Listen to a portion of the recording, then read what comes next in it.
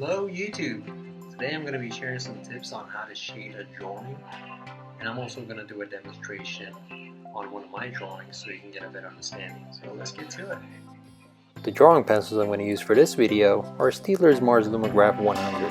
It has a range all the way from an 8B to a 2H. This type of a drawing set is just about everything you need for proper shading.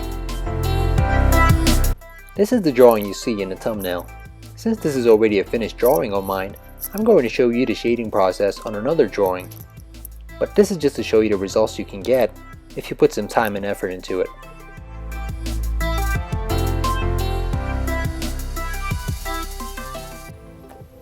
Alright, before we get started, if there's anyone wondering why do I have a piece of paper taped to my hand, it's actually a tip that I got from a YouTube channel called Art Channel.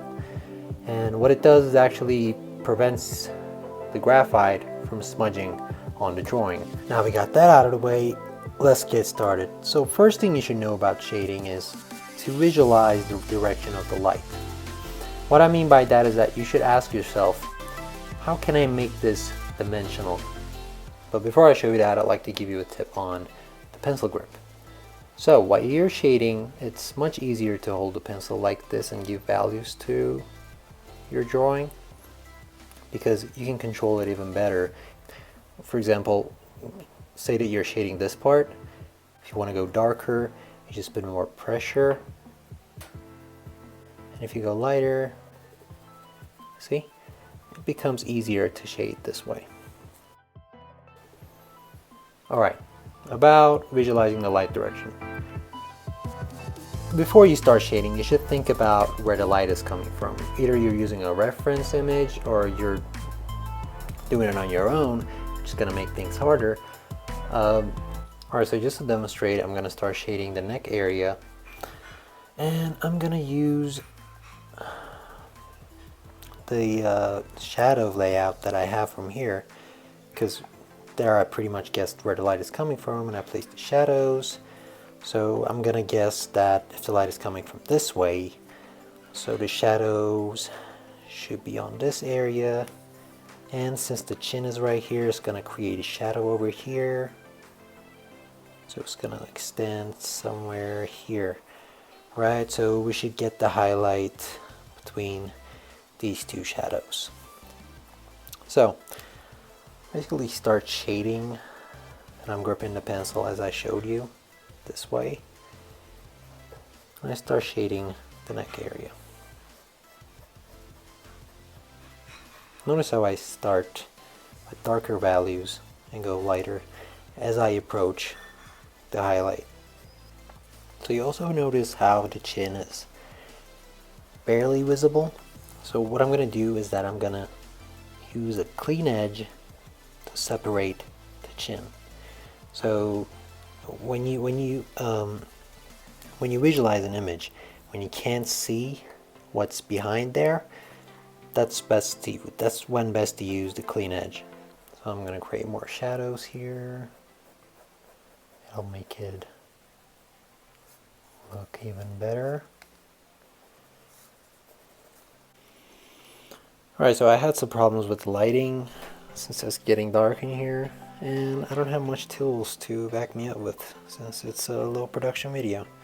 Alright, so but whatever, right? I mean, what matters is that you understand the tips and I get my homework done. Alright, moving on. So we were shading the neck, right? Cool.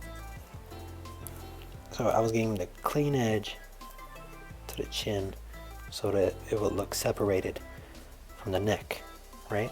So as I give darker values to the neck, it's gonna look whole but separated. You'll get what I mean when we get there. Alright.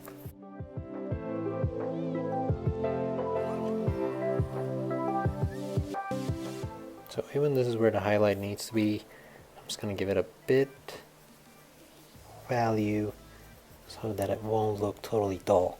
So what we did here is basically to locate where the highlights are and the shadows are. Another tip I can give is that you should always start light, because it's easier to go darker after that. Like say if I want to go darker, want to show some darker values in this area, you can always go over it a little bit so that it becomes darker. Just so. And this is just to locate where the highlights and shadows are. This is the first part of shading. As you can see, after that, what you want to do is that you should go for a darker pencil. I'm going to use 4B and really create the contrast, like I said previously, in these darkest areas. So that, like, see, here's the shadow of the chin, right? So it should be darker than the other shadows.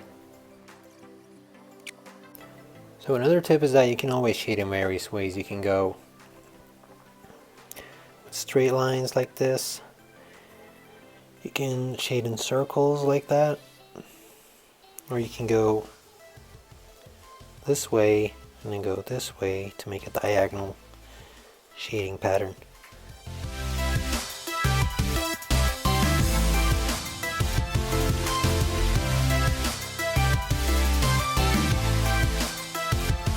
So these are all the tips I have on shading. I hope you enjoyed the video.